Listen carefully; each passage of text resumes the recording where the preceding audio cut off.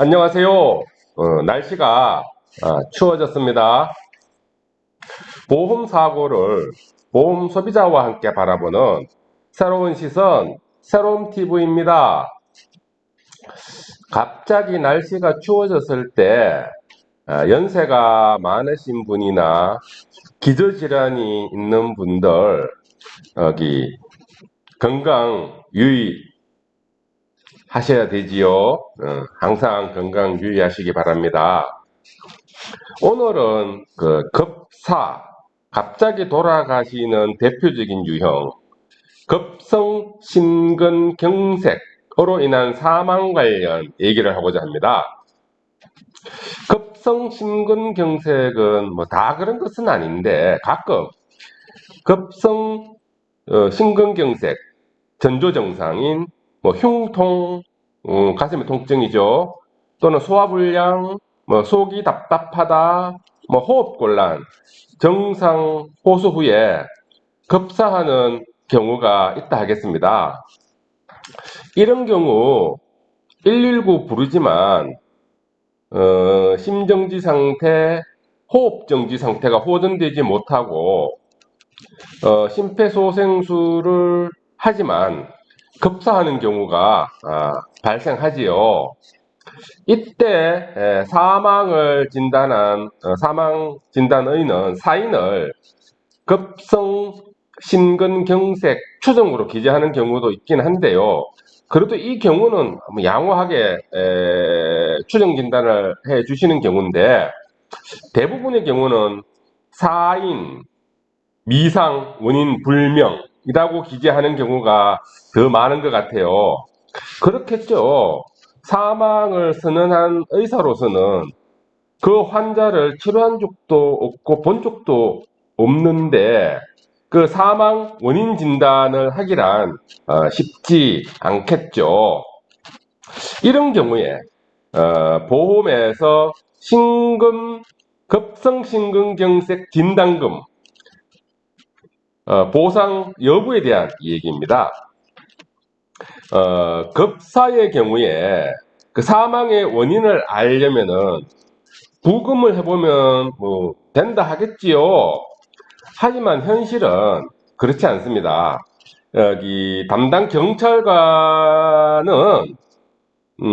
결론을 타살의 흔적이 없으면 부검을 하지 않으려는 경향이 있지요. 유족들도 부검을 일반적으로 원치 않고요. 그런 상황에서 바로 장례식을 치르는 것이 일반적인 것 같습니다. 그런데 이제 장례식 치른 후에 유족이 이제 보험회사에 사망보험금 또는 진단보험금 신청하면 보험회사는 여지없이 지급 요건에 맞지 않는다 라는 이야기를 하지요. 그러면은 지급 요건에 맞는지 입증의 문제가 남는데, 이 부분은 유족이 입증을 해야 하는 난감한 상황인 것이죠. 급성심근경색 진단비 지급 요건은 보험약관에 병력과 함께, 병력이라 하면 정상을 이야기하는 거죠. 흉통이나 가슴이 속이 답답하다 또는 소화가 안 된다라는 것으로 인해서 병원에 다녔던 경력이라고 볼 수 있겠죠. 그 병력과 함께 심전도 검사, 심장 초음파 검사, 관상동맥 촬영술 검사를 기초로 전문의가 하여야 한다라고 되어 있습니다. 하지만 상기와 같은 급사의 경우에는 응급실에 갔을 때 사망한 사람을 대상으로 의사가 심장 초음파 검사나 관상동맥 촬영술 검사 잘 하지 않지요. 심폐소생술은 해보겠지요. 심폐소생술을 해보지만 소생이 되지 못하는 것이 일반적이고, 심전도 검사상 파형은 평지 파형으로 보일 뿐이지요. 그리고 사망 선언하고 사망 진단서상에 사인, 미상, 원인 불명으로 진단을 하게 됩니다. 이런 경우에 보험약관상 검사의 요건에 해당이 되지 않고 전문의는 사망 원인을 미상으로 진단한 사안에서 보험사는 당연히 급성 심근경색 진단비 부지급 통보하지요. 사례를 한번 봐보겠습니다. 제가 처리했던 사례인데요. 2020년도 4월에 보험 가입한 피보험자였고요. 남자, 51세 젊은 남자였는데요. 평소에 소화가 잘 안 된다, 뭐 속이 답답하다, 피로하다는 말을 호소하였고요. 2023년도 7월 달에 퇴근 후 소화가 잘 안 된다면서 집에서 김밥 한 줄 먹고 피곤하다며 그 안방에 들어가지 않고 소파에 누워 있었던 상황이었습니다. 그런데 배우자가 이상한 느낌이 들어서 가보니 망인은 호흡정지 상태였던 것이었습니다. 그래서 배우자는 119에 신고를 하고 구급대원이 도착하여 심폐소생술을 시행하였으나 소생하지 못하고 심정지 상태가 계속 되었던 사안이었는데요. 그리고 이제 가까운 대학병원에 이제 응급실로 후송되었고요. 역시 소생치 못하고 응급실에서 사망 선언하였던 것인데요. 배우자가 발견 후 1시간도 채 되지 않은 순간이었습니다. 유족은 부검하지 않았고요. 사망 진단서 상에는 사인은 미상, 사망의 종류는 원인 불명으로 기재되었던 사안이었습니다. 경찰서 담당 검시관은 타살의 혐의 없고 급성 심근경색으로 사망이 추정된다라고 사건을 종결하였던 사안이었고요. 다행히 그 망인이 대학병원 응급실에 도착하였을 때 혈액 검사는 하였는데 그 당시에 트로포닌 I 수치가 0.33이 확인되었고요. CKMB 수치가 5.67이 확인이 되었고요. LDL 콜레스테롤 수치가 154 수치가 확인되었던 사안이었습니다. 그리고 이제 망인의 배우자는 저희 사무실에 상담을 오셨는데요.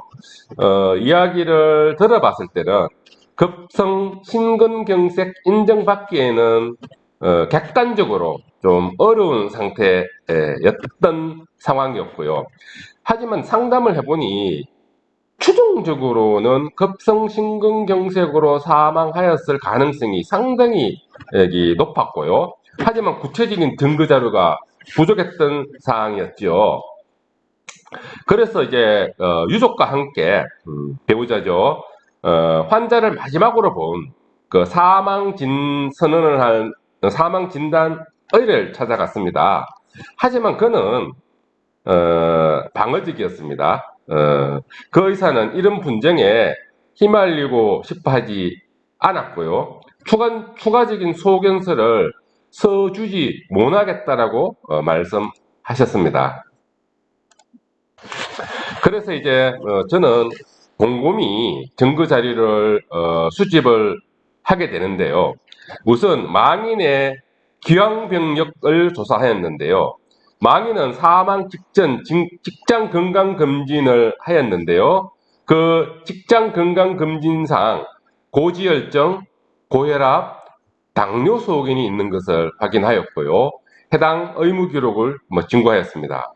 그리고 망인의 부친도 심혈관 질환으로 사망하였다는 가족력을 확인하였고요. 그리고 망인이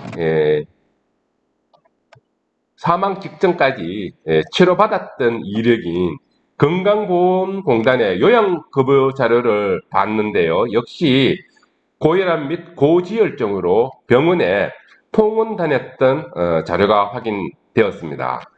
그리고 사망 선언 직전에 응급실 혈액검사 결과지상 트로포닌 I 수치와 CKMB 수치와 LDL 콜레스테롤 수치가 현저하게 비정상적인 것을 확인하였고요.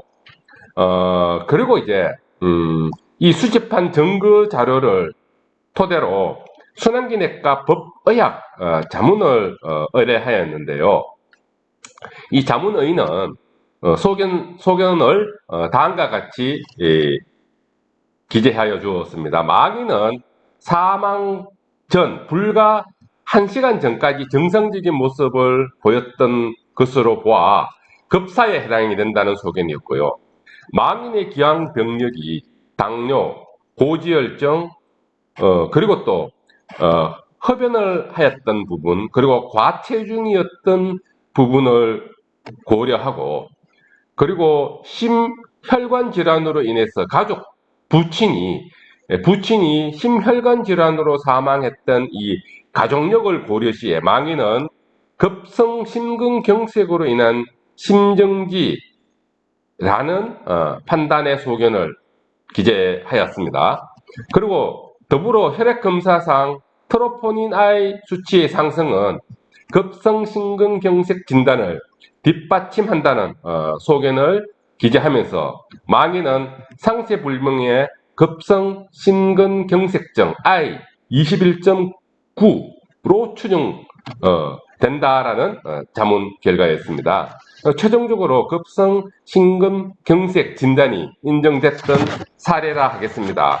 라는 말씀 드리며 저는 오늘 방송 마치도록 하겠습니다. 저는 다음 시간에 또 다른 사례를 가지고 새로운 시선으로 바라보는 보험사고에 대하여 시청자 여러분과 함께 또 논의하도록 하겠습니다. 감사합니다.